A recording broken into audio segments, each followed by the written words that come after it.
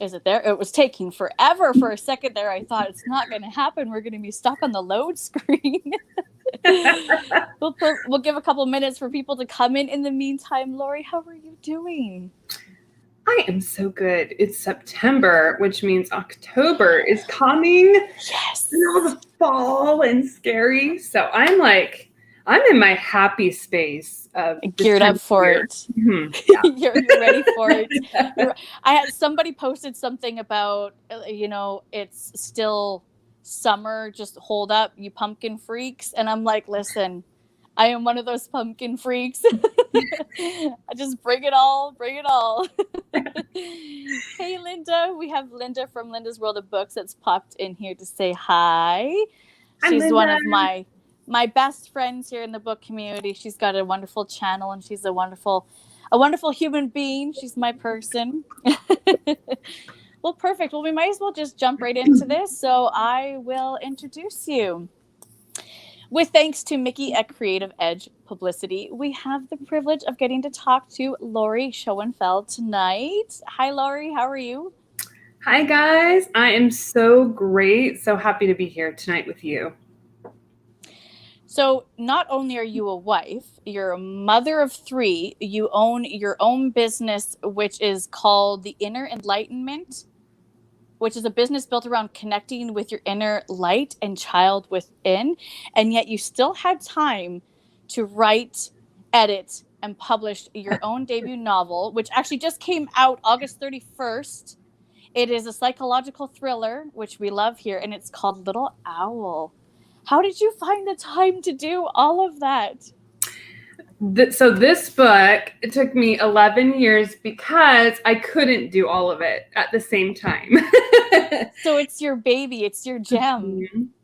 It's my baby. I loved and nourished and edited the crap out of this and came back and did it again. But honestly, I loved the characters so much. And every time I went back and edited the book, the characters and the story just got so much richer that I didn't want to let the story go too. There was definitely parts of that where it was just like, I just want to stay in this world and with these characters for a while too. So forever. That's okay, because then it's your baby. And then when you release it out into the world to all of us readers, we get to enjoy it along with you and to take on those characters. Well, that's really, so I'm really excited to get to know more about you and your debut novel. But before we jump in, can you tell us a little bit more about what Little Owl is about and where the idea came from? Yes. Little Owl is about an unstable woman named Adeline Rushner. She is a mom of 2 little girls who is her whole world. She wants to create safety and consistency within her family. Hi, guys. Sorry. You're totally fine. No, I'm just a good excited squirrel. People. So she wants to create safety and consistency within her family, but she is struggling with PTSD and childhood trauma. And so she's spiraling, but really trying to figure out how to be the best version of herself and not quite sure how to do that. So when her daughters are kidnapped from her front yard and pronounced dead, she cannot come to terms that that is her reality. And so she goes on this whole journey of trying to figure out what happened to the Rushner girls, which takes her down this tunnel of unweaving the lies that she's told herself and the lies that those around her have told her throughout her life as well. Oh my goodness. And where did that idea come from? Like, was it just deep down inside of you, or did you experience something? Because that's like a mother's worst nightmare right there. Mm-hmm. It was a blend of all my fears. So I grew up in a home with abuse in my childhood. And so I had trauma myself. And so there's a lot of pieces of me trying to discover all those parts of myself of why I'm feeling anxiety and fear, pain tied to my trauma. But also I had a lot of anxiety and fear about losing my girls, that stemmed from that PTSD that I just naturally had from my childhood. And so that was and still is my biggest fear, is losing my children, especially in a space that you think is safe. It's like your safe haven and they're taken right from underneath you. and you're right there. Like, that was a massive fear for me, where I needed to place the story somewhere because it felt very real to me. And that's what came into Little Al. And it's terrifying. Mm-hmm. Because it is reality for some people. You know, you're at the store, at a local Walmart, and your kid's behind you, and they start weaving in and out of the clothes. Next thing you know, you can't find them, and somebody has snatched them from right on. Like, it just, I'm right there with you. Those are all my fears as well. Did you find that writing that kind of helped you with an outlet to kind of get those emotions out through this long process? Very much so. I started writing about it just to place it somewhere because I was feeling so much fear that I needed to get it out. I was not planning for this to be a novel. And then it kind of just started going into, okay, this is what I feel and I fear in this moment. Well, what would happen now? Like, what would I do if this situation were to happen? And what would I do if this came to light? And it was actually really interesting and started becoming kind of this curiosity journey of what would I do? Like, how far would I go? What types of things would I do that I wouldn't normally do for specific people, and why? And so it just developed and wove into trying to figure out all these 7 different characters in the story of why they show up with the fears and the trauma that they do, that are all very different and unique to their experience. Which sounds really good. I was telling Laurie off camera before we came on that I was really hoping that I could read it before we did this, because it sounds so good. And psychological thrillers and horrors are my jam. 100%. It's probably got to be one of my like all-time favorite genres, because messing with the mind, those real life horrors, those things that, you know, we wake up in fear every day, or something that we may not even think about that could happen, and next thing you know, your whole life changes. Absolutely. I'm just going to say hi to everyone that's in here. So we said hi to Linda. We do have Jane that's in the chat. Thank you for coming by. I like to call her Strange, but she's always telling me that I can call her Amanda. Hi, Amanda Strange. We've got Heidi here. Heidi, thank you for coming by and hanging out with you. Yes, this is her debut, Heidi. Like, this is very exciting stuff here. Which kind of goes into my first question is, did you always have a passion for writing? Did you always want to be an author, or is it something that just kind of sprung out of nowhere? I was that kid that had 8 different things that I wanted to be when I grew up, and being an author was one of them. But I couldn't, you know how like when you're in 5th grade, they're like, pick one thing you want to be, and we're going to talk about it at career day. And I was so confused because I'm like, but there's 8. I can't pick just one. That's like saying pick your favorite book. Yeah. Yeah, for sure. I love writing. I started writing when I was 8, and I'd do a lot of journals and articles. I'd write shopping lists, like anything that I could do with pen and pad. I would do it. So, yeah. That's really exciting. And here you are now, you're experiencing it. What did you think of the publishing process? Oh my goodness. You know, it's so interesting when you go into it, because there's a lot of things that you hear, but you don't know until you really experience it. And so I had a lot of fears putting Little Al out in the world. I feared, you know, a lot of the criticism, and that it wouldn't be enough, and my imposter syndrome was just banging at my door for sure. But I will tell you, it's also been really beautiful, and it's been a really cool, like, I like to look at it as a snapshot journey of like every moment that I have a reader that reaches out to me, or every moment that someone sees the book and is like, this is about PTSD. There's themes of it. Oh my gosh, thank you so much. Like, pieces like that. I wasn't expecting that part of the publishing journey for me to just love it so much. So it's a roller coaster so far. I will say there's definitely highs and lows like life, where there's like celebratory moments, and also moments where there's that fear and like those insecurities and you know. So I don't know if I could do this. Mhm. This is why I have so much respect for authors, because you guys put out these gems, these pieces that you've been working on for years. You've been polishing, editing, adding, subtracting, and you release it out into the world, and it's your piece of art. It's your masterpiece, and you never know how it's going to be taken in. What are people going to think? But I mean, there's a market for everything out there, and you're going to find, your clientele, your niche that's going to absolutely love it. But sometimes those moments where people just absolutely hate it kind of feels just heartbreaking, and just then you think, oh man, should I be doing this? But I could only imagine what it feels like to have those people connect with you that loved it and that had something to say that it inspired them. Or that's really exciting. Would it be fair of me to ask what your least favorite and your most favorite part of the publishing process was? Or is it that too hard to pick? Oh no, okay. Least favorite, I would say probably the week of release. There was so much to prepare and get ready. And I felt just kind of like just nerves. I was nerves the whole week. And I think that was why it was the least favorite, is I just was on edge the whole week because I had never experienced it before.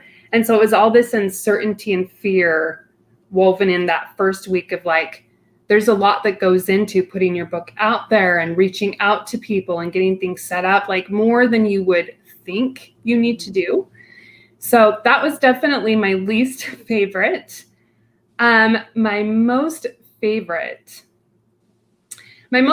would be opening the box and seeing my book for the very first time and holding it, and just like, I visualized this moment for 11 years and it was right in my hands. There is nothing like that moment of just celebrating myself and knowing I did it. That was the best for me. You so did it. I'm sitting here getting excited for you. And that wasn't that long ago, so I'm sure it's probably still very fresh in your mind, that feeling, that exact moment when you open that box. I would probably be sitting there smelling it. Oh, yep, and flipping, hearing the pages, the whole experience. Yeah, that's right. Absolutely, my precious.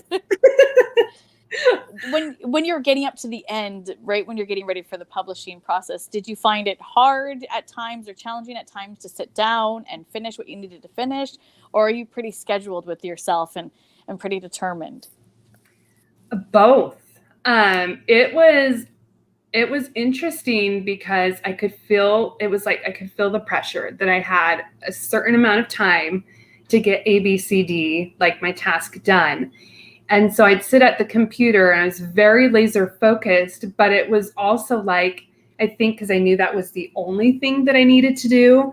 There were times with my ADHD where I was like, but no, we should go upstairs and see what everyone else is doing, But I was really focused though too, which was interesting. Like I'd have those moments of wanting to leave, but then I'd be like, no, you got 2 weeks. Like this is all you got. So let's do it. So both. Well, good for you, because I would be the opposite. I would be the, like you said, squirrel. That would be it. That would be it. Or I'd be so terrified. What are they doing? I could just 5 minutes, like, oh, hang out with them. And that 5 minutes is like flipping through social media. That 5 minutes ends up being hours spent, and you've just wasted all of that time. So speaking of family, is your family really supportive of what you do, whether they read your stuff or whether they even just give you that time to, sneak away, get some writing in, do your thing? I have my specific evenings that I put on the fridge. This is Mom's Follow My Dream night. And they know that this is what I'm doing, that I'm going to be writing for a while. I also, with my kids, it was really fun, is when I was going through the whole process of doing queries and I was doing edits and all of that, I put on the fridge where I was at, how many rejections I got, how many different requests I got, where I was on the editing process, so that they could feel like they were celebrating with me. And they were so cute. They would ask me constantly, like, okay, how many rejections are you at? are you almost done with your edit? And we'd go and get like treats to do like small milestones all together as a family, which I feel like really helped them to feel like they were a part of the whole process with me. So they enjoyed that for sure. What a great idea. I might have to, I mean, I'm not an author, but I may have to steal that from you and pass that idea on, because what a great idea. You get to celebrate with your family. They get to be part of it. It's like they're going through the whole process with you. Oh, I love that. That was brilliant. That's brilliant. Thank you. Hi, GC. Thanks for coming in. Thank you for being so supportive and always coming by. Yes, I am. I know it's a little early, but we're doing this and we're doing it now. No, it's on time. All the I think Halloween and oranges and browns and everything should be out all year round. Let's just do it. I do like the bright colors too. The oranges all year. Oh, and sorry, anybody in the chat, if you guys, yes, absolutely. If anybody in the chat, you guys, I'm sorry I didn't mention at the beginning, if anyone's got any questions, pop them in there. If I miss them, then just keep putting them in until I see them. Sometimes the comments go by really quick and I don't want to miss it. If you experience any writer's block, you're having problems or you're kind of stuck on a spot, do you have something specific that you do to get those creative juices flowing again? Mm-hmm. For me personally, when I have writer's block, it means that I'm way in my ego and I'm overthinking way too much about how it's not enough or I'm not enough or the characters are doing things wrong. And so that's just a sign for me that I need to get up, move around, and I go play. I go do something like playful or funny or light, because then that switches the energy for me to come back down and write and be like, okay, we're writing from the heart. We're not up in the ego trying to make it perfect. We're writing to what our characters' needs are, not to what Laurie thinks this should be.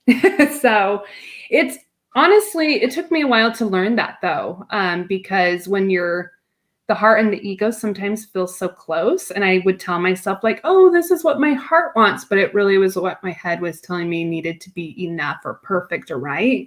Mm-hmm. When my heart, there is no perfect or right. It just is, like it's a space of just being in bliss and joy and feeling good in the moment is when you know that you're in that space of the heart. Yeah, absolutely. No, I agree. Did you ever struggle with yourself when you were trying to make something perfect? It's sounding like you've got that perfectionist in you. You know that if you're not happy with something, you're going to, keep poking at it, which sometimes there has to be that moment where it's just like, leave it alone. It's good the way it is. It's perfect the way it is. Were you ever at war with yourself or having a battle with one of your characters? Or Yes. I wrote for 6 years, 8 beautiful chapters, Nichi. And I finally had to get to a space of saying, okay, there was a friend that actually said, these are great chapters, but you need a novel, which means you've got to let go of like trying to make them do whatever you want them to do. And so I let myself, it was really actually very uncomfortable. I would find myself writing and trying to go back and edit. And I'd be like, no. Okay. And then I just write it. There were a lot of errors, a lot of grammar mess ups, but it was just a matter of getting it on paper. And then on the next edit, I could come back and be more in the logical, sometimes ego mind of, okay, now we can be here and look at like the editing part. But I have to write out the novel first without the grammar Nazi in there poking it every little, Yeah, absolutely. You can write it and go back and polish it and smooth it out later on. Mm-hmm. I'm a lot like that too, so it's good to hear that. I thought maybe it was just me, Nothing's that's right. Nothing's good enough, and you just keep going and going. And eventually, you just have to be like, leave it alone.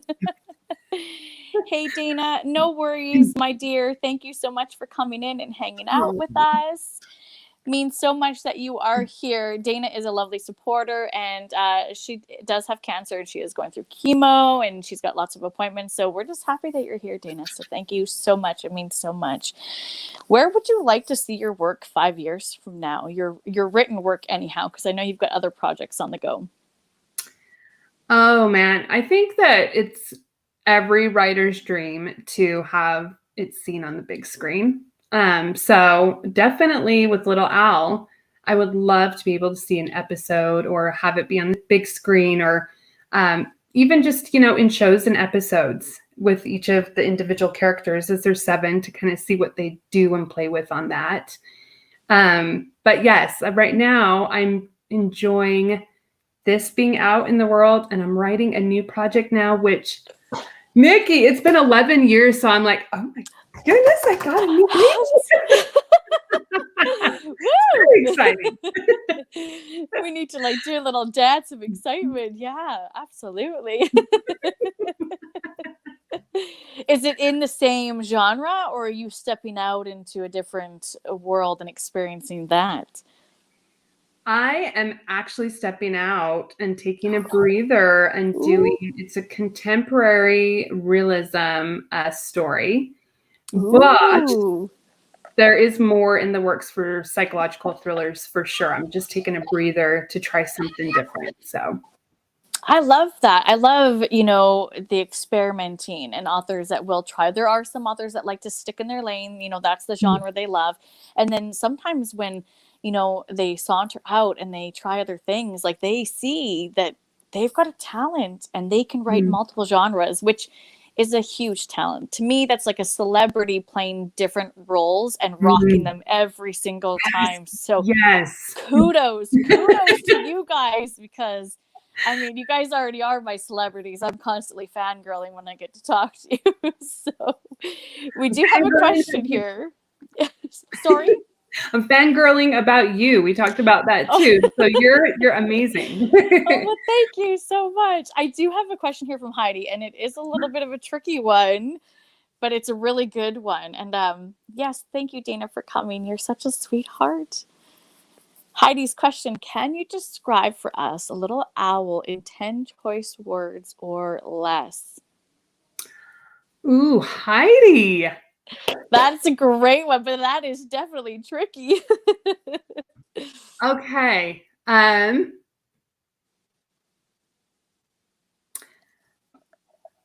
just going to see where it goes. So it's a twisted roller coaster based in fear and insecurities to find the secrets within. Oh, okay. Well, if that doesn't hook you, we need to write that down, and that needs to be like your new slogan every time you post a picture of the book somewhere, because that had me right there. I already know it sounds good, but that was so well done. I wouldn't have been able to do that. High five, Heidi. I'm not gonna lie, that freaked me out, but good. That was a great question. Right. When she pops up some of her questions, I'm thinking, oh man, these are gonna be true thinkers. Raul would like to know, is there an audiobook in the works? Ooh, hi Raul. I hope I said your name right. Yes. So I'm actually having a lunch with a friend to start getting that in the motion for audiobook. Oh, that is so exciting. Okay, Heidi, I got to get it out. Sorry, interruption for the live show here. I should never have it ready, Heidi, and I should always have it ready. Ring the bell, because she has bought a coffee. Thank you, Heidi. She's such a sweetheart. She comes in here. I tell you, I'm going to make you broke, Heidi. A while back, I was having a live show and people were buying copies, and I was thinking, you know what? I need like one of those like big bells that you can shake here and we can all celebrate together. And then I realized that I've got some Christmas bells right next to me in a drawer. So that's what it's become. So Heidi, thank you so much. You are such a sweetheart. I'm excited for the audiobook and that you've got that in the works. Is this friend like somebody that you know in real life, or somebody that you've recently connected with that's thinking of doing it for you? Both. So recently connected with, but she is other friends of ours. And she's so far, I'm very excited. She has multiple actors and actresses that can do very distinct voices, which for me, having 7 different POVs, I'm like, awesome. If you have like, female and male actors and actresses that can do multiple different voices, awesome. I'm super excited to see where that goes. Absolutely. There's nothing like an audiobook that has the multiple voices, multiple actors, but there's also those narrators that can do a different voice for all of them, both male and female. And I just mind blown because it's such it brings the experience to life having somebody read it to you. And I'm not going to lie, audiobooks help get more reading in, right? Yes. I agree. Heidi says that you sold her on the choice words. Oh, absolutely. Yay. Yes, absolutely. Yes, she is. Absolutely. Thanks, Dana. Hey, Em, thanks for coming by. Better late than never. We're just happy to have you here. Hi, LJ. Thank you for stopping by. If any of you guys have any questions, make sure you drop them in the chat. If you do, if you don't, that's fine. All right. I have a friend named James that usually pops in here, and he's always got this really good question, so I eventually stole it from him. And he always asks, how much of the story do you have in your head before you put pen to paper? Ooh. Okay, I love that question. This one, I had the scene which is very interesting. I had a scene that was the first chapter, and I kept that first chapter for almost 8 years. But I ended up changing, as we got to the publishing, the whole thing changed where the first chapter is now like chapter 8, and all the chapters before needed to be reconstructed to really give the emotion and the depth of what needed to happen. But I had a chapter. So there was probably like 33,000 words that I knew right off that I was going to write. And then it just took off from there of asking myself questions like, okay, so why does she feel this way? What was left behind? Where's she going to go from here? Why? Why is she going to make those choices? And then the more I started asking more questions of my characters, the more over time I was like, and usually it's so funny. I usually get the best ideas when I'm driving. I'll take my kids to school and I'm like pondering these questions. And right in the middle of driving my kids to school, I'm like, oh, there it is. You must like carry like a notebook or something with you at all times to jot those ideas down. Or a voice recorder. Yeah. For sure. That's a good idea. Why did I never think of that? You could even use your phone for voice recording. That's a great idea. How about sleeping? Do you have something beside the bed so if you wake up in the middle of the night? Yeah. Can you understand what you put down or what you said? Sometimes I reread it in the morning and I'm like, what? This was amazing, I'm sure, but I have no idea what this even says. Then you're stuck trying to remember what you were doing and what was happening in the dream. Oh my goodness. Anyone that can do that, kudos to you.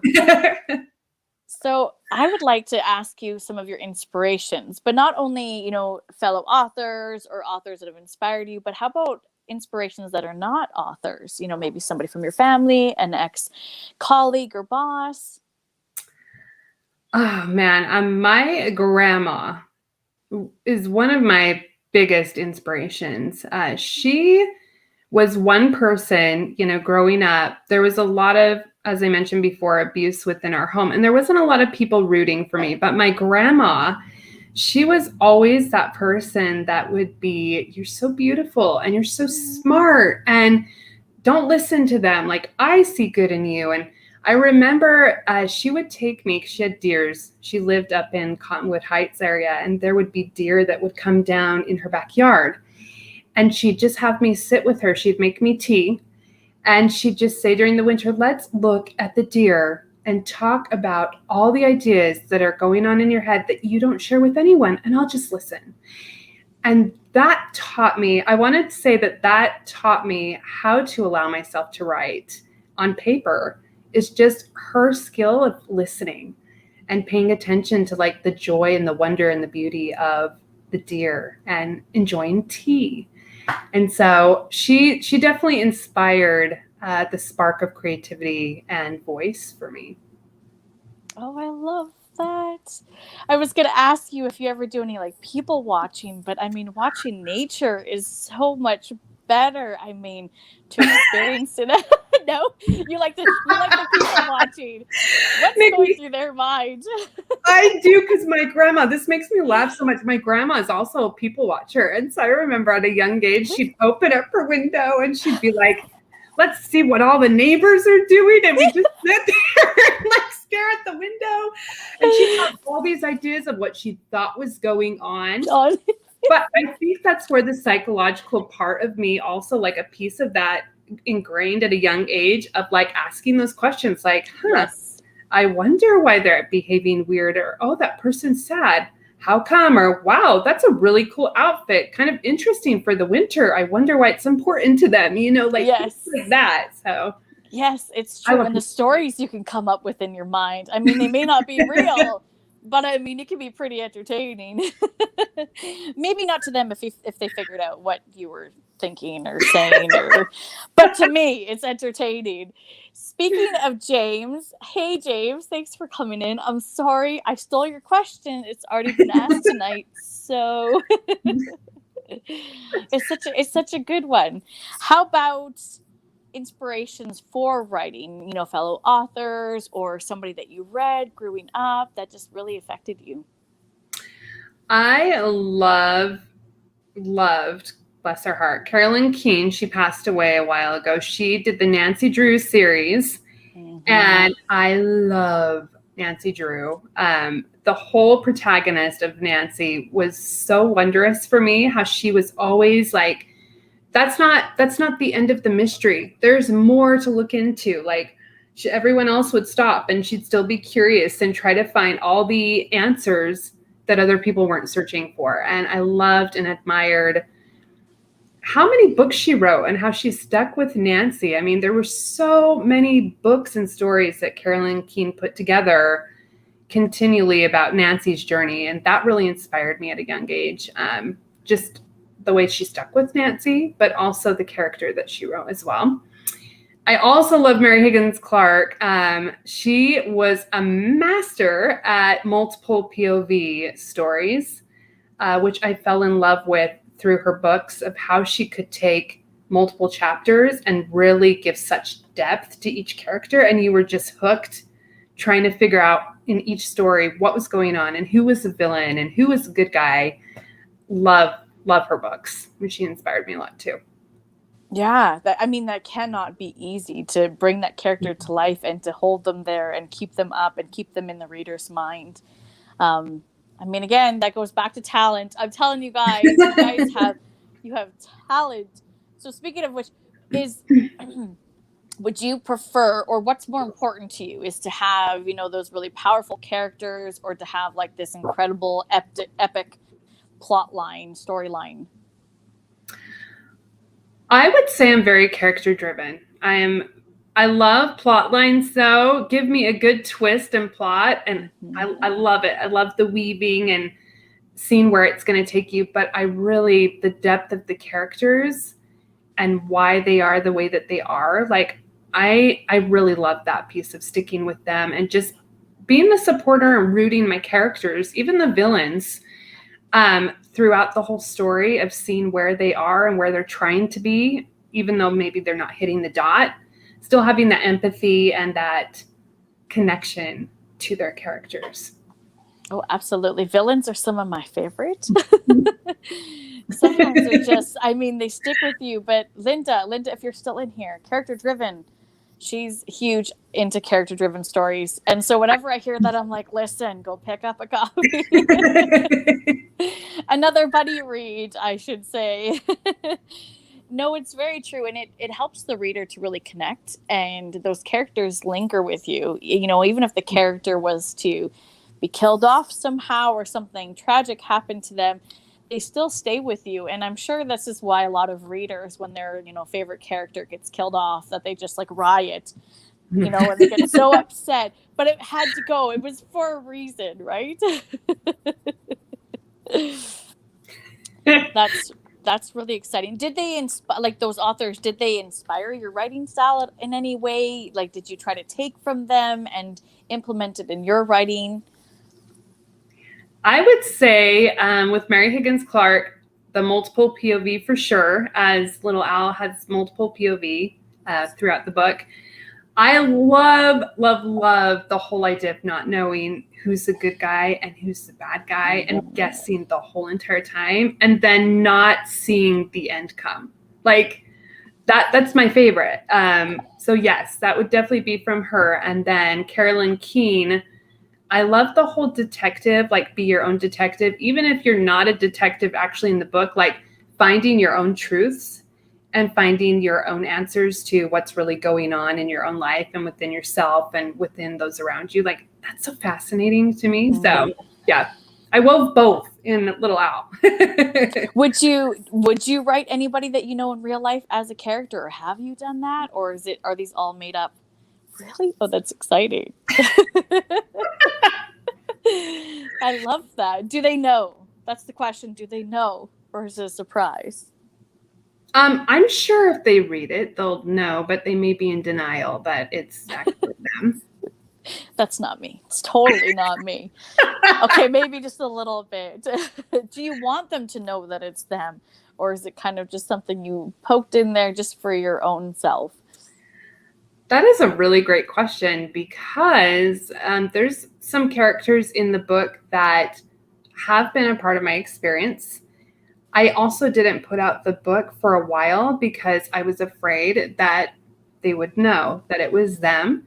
But it definitely is a part of the story that needed to be shared and a piece that needed to be talked about.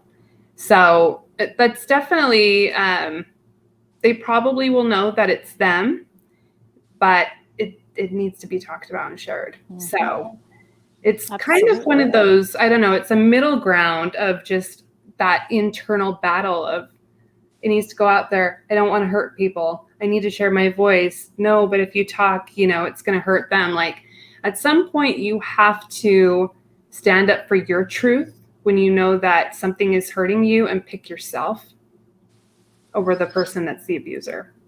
Oh, absolutely. And you work with kids that go through this stuff on the regular, and you have to see this and you have to help them through. And I'm assuming that this is something that you kind of tell them, like to work through it, that sometimes the story just has to be told. Does what you see in a daily basis, I don't want to get too far into that because I know it's very private and it's people's lives. But what you see, does that inspire your writing as well? Seeing what, people are going through and wanting to find a way to implement that to really get that word out and show how concerning this is in the world. Mm-hmm. Absolutely. The PTSD element that I put within Little Owl, the majority of us are going through PTSD in some form right now or have in the past. And it's not something that we talk about often, but we're all experiencing it. And so it's a very real topic that's uncomfortable, but it's important to talk about because the more you share those uncomfortable pieces, those are also openings that other people can say, oh, I've been feeling this too. Wow, somebody understands me. And then they start feeling a little more comfortable using their voice and sharing their experience, which is just that domino effect of light and helping to support each other and ourselves in the community by sharing our voice and our truths. Absolutely. Absolutely. Sorry, Linda, I didn't mean to pop your comment up there and just kind of leave it lingering. But yes, she's added on the list. Good girl, it's on my list too. It will be another buddy read to add on to the multiples, all the exciting things that we've got planned. I have to agree with that. And some people are in denial, and sometimes having that not like in your face, like somebody screaming at you that you need the help. Sometimes reading it and having just that, that hint of something in what you read can just have that light bulb just snap in your head and think, I never even thought of it that way. Or, what, I do experience that. Maybe I need to seek some type of help or reach out to someone. Have you had, you mentioned your readers coming to you. Have you had people that have said something to you like, this is something I've experienced, or, this is something that I never even thought of until I read your book? Yeah, there's been quite a few people, which has been beautiful and surprising to me, where they really connected to the main character, Adeline, And through Adeline, they felt like they had a safe friend that understood what they were walking through, which feels, because it's fictionalized, it feels safer. Rather than, I know for me, it took me a long time to feel safe sharing my thoughts and my ideas, but it's the same like music and reading a story. You feel that connection, you feel that emotion, you feel that depth that you need to feel, and it feels safer. It doesn't feel so uncomfortable that someone you know is saying, you need to get help or you need to get support. Being able to actually read something and say, wow, that resonates with me. Maybe I should check into that. Has a different feel, and it's you also acknowledging for yourself rather than someone else telling you what you need to do, which usually we receive better. Oh, absolutely. I agree. Somebody, yelling at you or really pushing it on you kind of makes you take that step back. Or if you're doing something, kind of nonchalant, really entertaining, something that you love and you have a passion for, and there's something that's even hinted on, it just like, I don't know, it seems to spark your thoughts, even if, like you said, it's completely fictional, or even if it's something that would never happen. Sometimes the oddest things that you read can have something that doesn't even have to do with it kind of spark in your head, which is really exciting. Do you ever think or plan, or do you ever, play with the idea of bringing out some type of, like, I don't want to say self-help. I know people don't like the word self-help books, but, with everything that you've experienced and the things that you see and that you do, with the company that you own, you probably would have, like just these huge amounts of things that you could put out there to just inspire people, help people, let them know that they're not alone on things. Have you ever played with that idea? I actually am writing and constructing a workbook with some of the things that I've used. So it's kind of it's not here, go do these things, but it's more of an invitation. Here's some ideas and things to do for yourself, to look into and see what feels good for you, mixed in with some of my own experience of acknowledging what PTSD and trauma looks like in my own experience. So yeah, it's been in the works for sure. Because you also, on top of being a mom, a wife, a dog owner, I forgot to mention that earlier, you guys, she's got the cutest pup. Oh my goodness. You own your own company. You take part in podcasts, live shows, things like this. You also do run some of your own, like inspirational classrooms. What would you call them? They're creativity classes or courses. Okay. Yeah. That's exciting. So you've got so much on your plate, and yet you're still just diving in there. I have to say that you're incredibly busy, but you're also an inspiration to so many people out there. If you knew somebody that was just, maybe they had been working on their piece for 10 plus years or 11 years like you, or maybe they're just starting to work on something, do you have any inspirational words or anything that you would recommend or that you would share with them from your experience, just to push them in that direction, just to get it done and finish it? I would say that with all the things that I've done, I haven't done them all at the same time. And where this book took me 11 and a half years, it's because I took somewhat of a break here and there when it got too emotional and heavy for me. And I went and found something else that I wanted to create. So it was still playful and wondrous and moving me forward.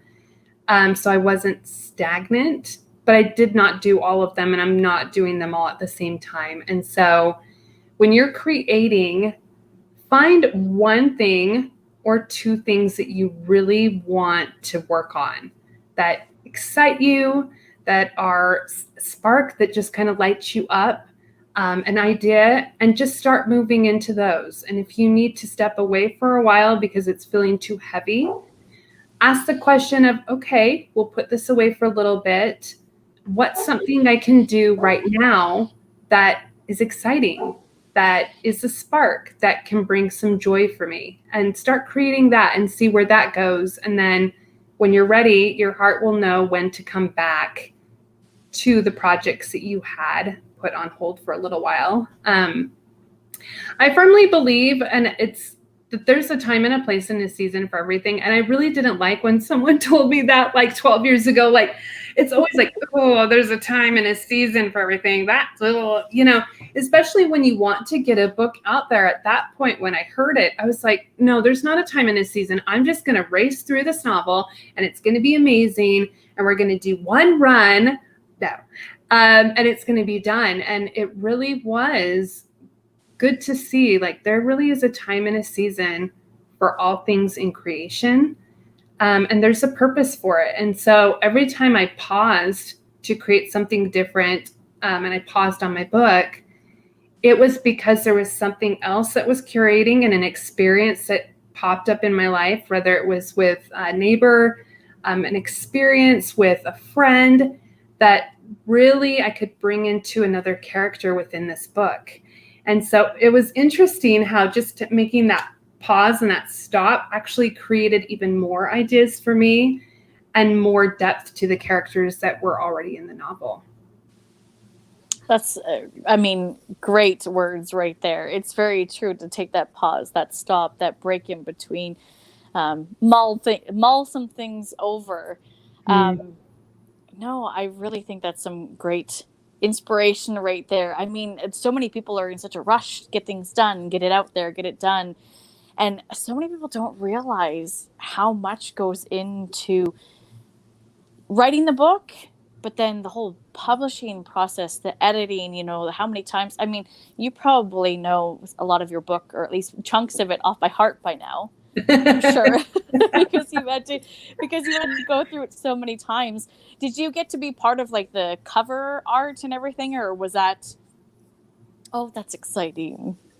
I've heard some people say that they're not, like that it's kind of taken the direction where it's kind of, this is what we want, this is what we want, this is how it's going to be. And it kind of takes away that whole creative process out for the author, for their baby. So that's exciting. Did you get to work with the artist directly for the cover, or? I got to see some pieces of their art before they started. So I kind of knew like the different fonts and colors and the tones and the textures that they played with. I sent over a few covers that I really like so that they could get kind of a feel and a theme of like the eeriness and a little bit of the creepy, but kind of the haunted on the cover. So I was going to say, she's got the beautiful cover. I don't. Okay. There we go. I was super excited when I first saw this, but I was not expecting this little handprint right here. Okay, I'm trying to show you. That like put it over the top for me. Like the whole thing was beautiful, and then I saw that little handprint, and I'm like, you won. Like that's perfect to give the eerie and the haunted, but she did an amazing job.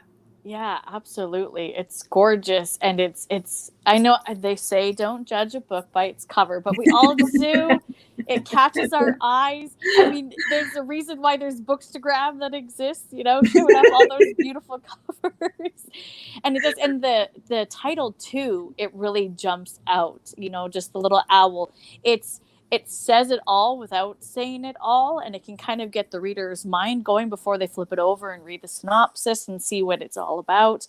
Heidi says she loves the cover. Thanks, I agree. Heidi. Probably make some gorgeous photos too. I'll have to get my hands on a copy so we can do that. Linda says it's beautiful as well. James says it's very cool. Yes, absolutely. Oh, yeah. James said, show the cover. And right after he said that, you popped it up. She read your mind, James. Before you could type it in, she already had it going. She knew what was going down. Here's a fun question, because I did go kind of deep there on you. Alive or dead, who are 5 people that you would love to be able to have dinner with and really pick their brains? Oh. You can pick the other people that you mentioned, the 2 authors that you mentioned. I mean, that might be easier if you have to pick 5 people, but you could always go a different route too. Okay. I got it. So Joan of Arc, Amelia Earhart, Mary Higgins Clark will be there for sure. Stephen King absolutely will be joining us. And That's a toss-up. I kind of am between Neil Gaiman and Carolyn Keene because I love both of them, and I think they'd both be super fascinating. Why don't we squeeze them both? Just okay, make it 6 on the happen. table. Yes, exactly. I mean, I was kind of playing with this question on whether I wanted to give you 5 or 10, because like I said, that's like asking somebody to give you a list of their 5 favorite books in a lifetime.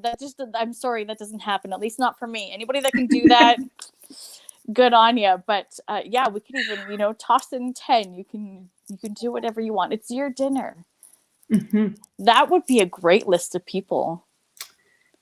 That would be super quirky and fascinating, because I already want to know Joan of Arc's story. There's definitely, I want to sit and chat about that. And Amelia Earhart, I'm like, where did you go? Like, we have all these ideas and thoughts, but really, what happened? We have no clue. Yeah. Oh my goodness. And King, I mean, my goodness, that brain. I mean, the things that come up from him. I mean, I've sat back thinking, how do you create a story like this? Where does this come from? we would do writing prompts, I think, over like he'd probably be more whiskey and I'd be wine, but writing prompts to see come on, you got 5 minutes, see what you can come up with. That's a good mix, whiskey and wine. Yes, I love that. That would be a great dinner party. Can I crash it? That's my next question. You're already invited, Nikki. Yes. Okay, good. Yes. That would be a blast. I would just sit there and listen to you guys. I mean, you guys can share your laundry list, your grocery list, and I would sit there and I would listen, because that would be phenomenal. And so much fun. Got your voice recorder over there. People watching. That's right. The table. Yeah, that's right. Have to get the video camera out so you can be like, listen, you wouldn't believe the dinner I had last night. I've got proof. I was there. That would be really hard to pick who you'd want to have dinner with. But Amelia, that was a fantastic. I mean, you're right. Who wouldn't want to know what happened? I want to know. If only we could make this reality now.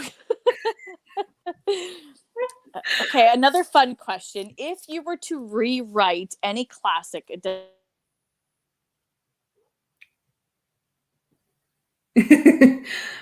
Hi, guys.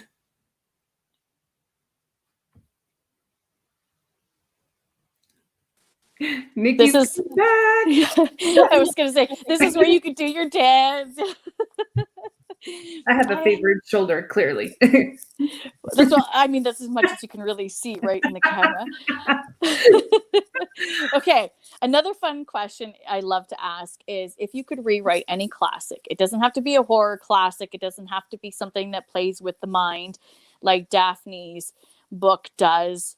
It could be anything. What one would you pick, and would you put your own little twist on it? Or would you try to keep it close to the original?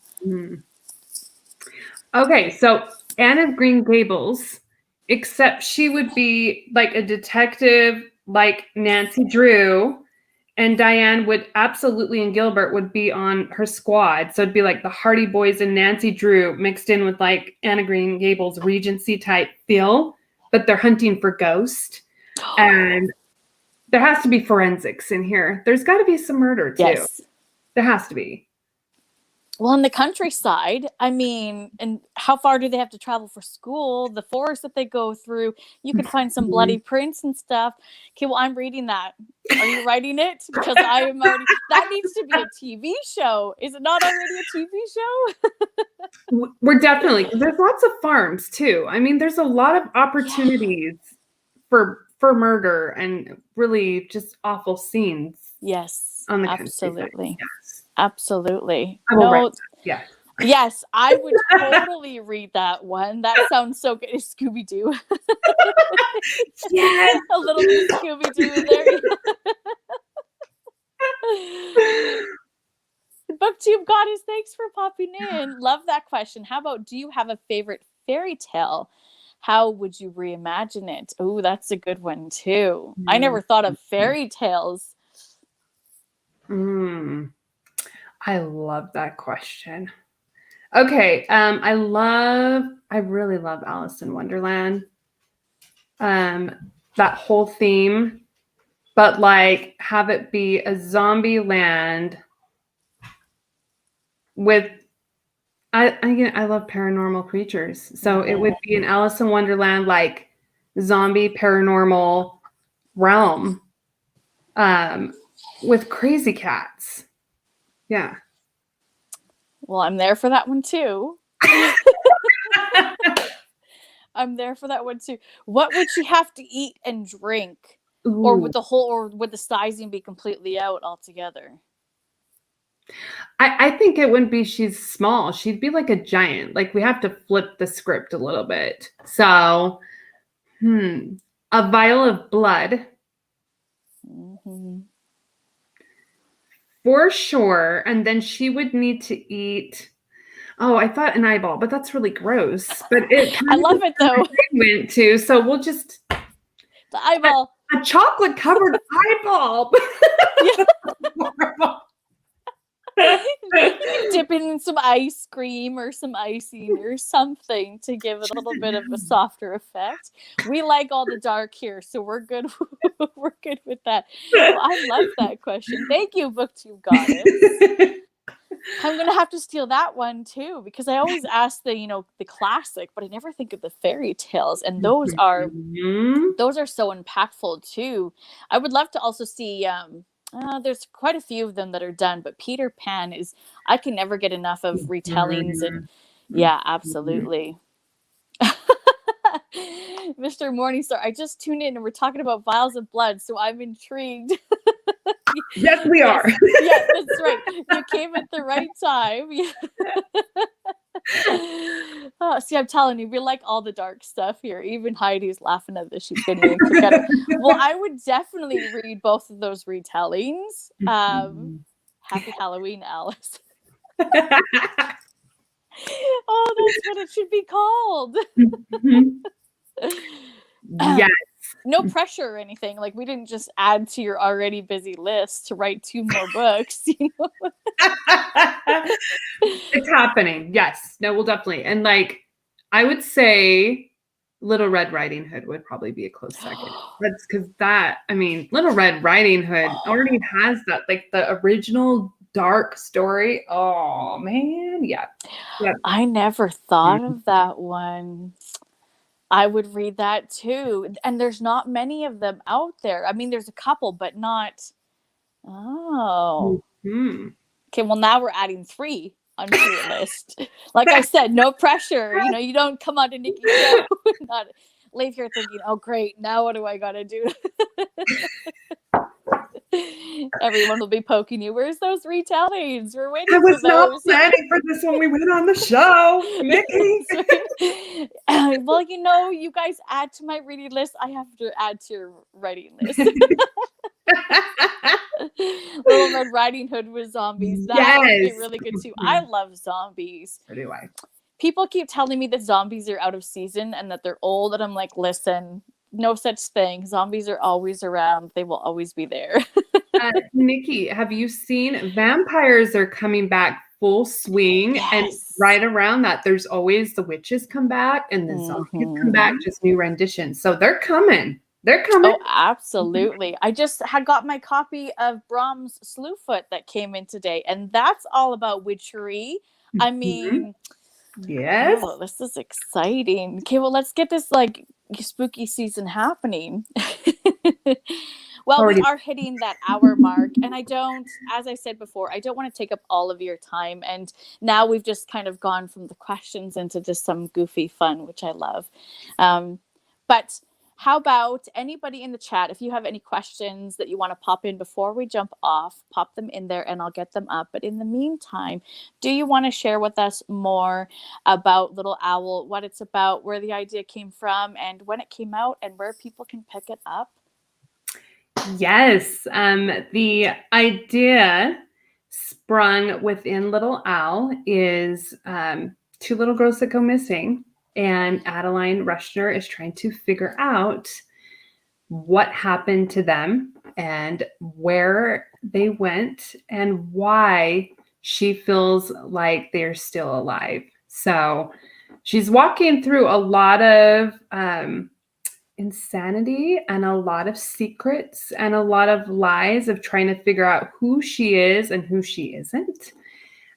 So be ready for a lot of twists and turns, a lot of wondering what in the world is going on, who is good and bad, because those are my favorite. And Adeline sprung us with an ending that I wasn't even expecting. That was all her. So go, Adeline. I love that unknown ending. It's not predictable. The best twist. Yes, and it was all her. I let her just have the reins on that one for sure. But you can find Little Al on Amazon, anywhere that it sells. So Target, Barnes and Nobles, anywhere.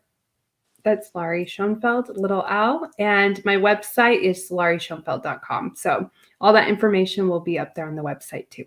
Perfect. And I will as well put it all in the description after this live is over. I will go and put everywhere you can find her down in the description. So it's just a click away if you come back a few minutes after. We did have one last question sneak in here. If you don't mind, if there was any genre that you think would be difficult to write in. I love that question, Linda. Probably I love high fantasy. The world building, there's so many amazing writers that can do this marvelous job with world building. That one would probably be the most difficult genre for me to attempt to write, but I'm not opposed to trying. So, yeah. Oh, that's exciting. Maybe something we foresee in the future will be happening.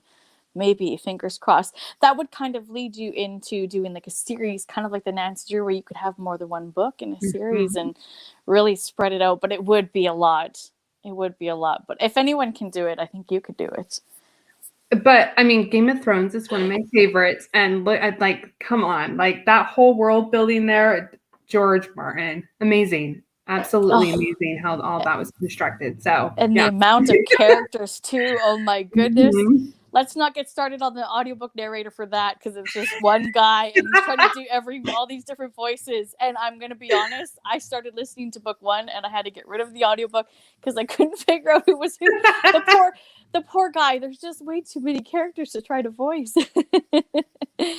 Well, Heidi says that she's looking forward to reading Little Owl, all ordered here next Monday. Thank you, Laurie. Thank you, and Heidi. Vicky says, sounds amazing. Linda says, thank you, Laurie. Thank you so much for coming on and spending time with us and getting to know more about you and your debut, Little Owl, which is a psychological thriller, you guys. We absolutely love those. And thank you for giving of your time, your busy life, your family, your little pup. Oh my goodness, so sweet. Make sure you go and check out her Instagram when I put it in and scroll through the photos, because your heart will melt. Sorry, just popping in here, making sure I'm not missing anything. Would be amazing if he finishes it. Fingers crossed he finishes it. I totally agree. Yep. Leave all the fans hanging there. Thank you so much for coming on and spending time with us. And thank you to Mickey for connecting us and to getting you on the channel. It's been just a pleasure. You were welcome anytime. And for everyone watching, thank you guys as well for coming and hanging out with us, asking these wonderful questions and interacting. And make sure you go and find Laurie on all of her socials. I will post them down below. Go pick up a copy of Little Owl, and maybe we can plan like one big buddy read in the future here. Yeah, wouldn't that be fun? Thank you guys so much. I will talk to you guys all later. Thanks, guys. Thank you, Nikki.